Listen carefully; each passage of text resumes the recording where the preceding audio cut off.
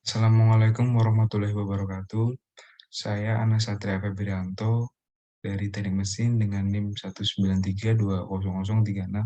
Di sini saya akan mempresentasikan makalah saya yaitu yang berjudul Pembangkit Listrik Tenaga Surya Termal.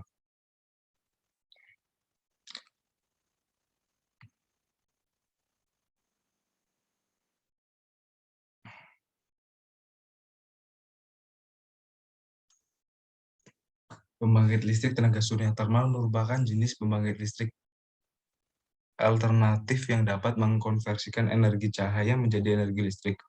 Secara umum, ada dua cara pembangkit listrik tenaga surya untuk dapat menghasilkan energi listrik, yaitu yang pertama, pembangkit listrik tenaga termal.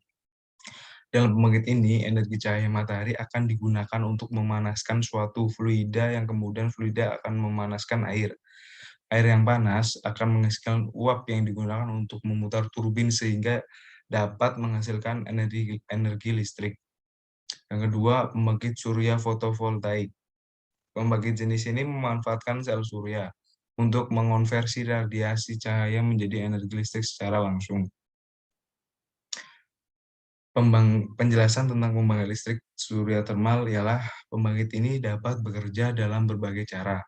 Pembangkit ini juga bisa dikenal sebagai pembangkit listrik tenaga surya terkonsentrasi. Tipe yang paling banyak digunakan adalah desain parabola cekung. Cermin parabola dirancang untuk menangkap dan memfokuskan berkas cahaya ke satu titik fokus, seperti seorang anak yang menggunakan kaca pembesar untuk membakar kertas. Pada titik fokus tersebut terdapat pipa hitam yang panjangnya sepanjang cermin tersebut. Di dalam pipa tersebut terdapat cairan fluida yang dipanaskan hingga temperatur yang sangat tinggi, seringkali di atas 300 Fahrenheit atau 150 derajat Celcius. Fluida panas tersebut dialirkan dalam pipa menuju ke ruang pembangkitan energi listrik untuk memanaskan air, menghasilkan uap, dan menghasilkan energi listrik. Versi lain dari pembangkit listrik surya termal ialah penggunaan tower listrik. Tower listrik ini membuat pembangkit listrik surya termal menuju ke arah baru. Cermin disituasikan untuk memfokuskan radiasi cahaya ke satu titik fokus, yaitu sebuah menara tinggi yang mana menara ini menerima cahaya untuk mendidihkan air dan menghasilkan uap air. Cermin-cermin yang digunakan biasanya dikoneksikan ke sebuah sistem penjejakan atau tracking system. Cahaya di mana sistem tersebut mengatur cermin agar selalu menghadap matahari. Tower listrik ini memiliki beberapa keuntungan seperti waktu yang relatif cepat.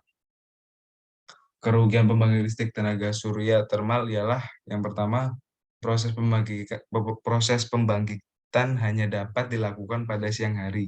Lebih buruk lagi bila proses pembangkitan dilakukan pada musim hujan. Langit seringkali ditutupi awan, sehingga besarnya cahaya matahari yang akan dikonversikan ke energi listrik tidak optimal.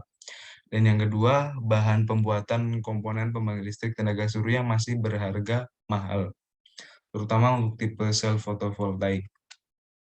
Dan keuntungan kerugian pembangkitan listrik tenaga surya ialah yang pertama, cahaya matahari merupakan energi yang dapat diperbarui dan tidak akan habis. Oleh karena itu, pembangkit listrik tenaga surya dapat jadi pembangkit listrik alternatif yang dapat menggantikan energi-energi lainnya yang tidak dapat diperbarui seperti gas alam, batu bara, minyak, nuklir, dan lain-lain. Pembangkit listrik tenaga surya merupakan pembangkit listrik yang bersih dan ramah lingkungan. Yang ketiga, umur pemakaian dari komponen penyusunannya seperti sel surya relatif panjang. Yang keempat, karena bentuknya sederhana dan ringkas, maka pembangkit listrik tenaga surya mudah dalam pemasangan dan mudah dalam perawatan. Sekian dari presentasi saya. Apabila ada kesalahan, mohon maaf sebesar-besarnya. Assalamualaikum warahmatullahi wabarakatuh.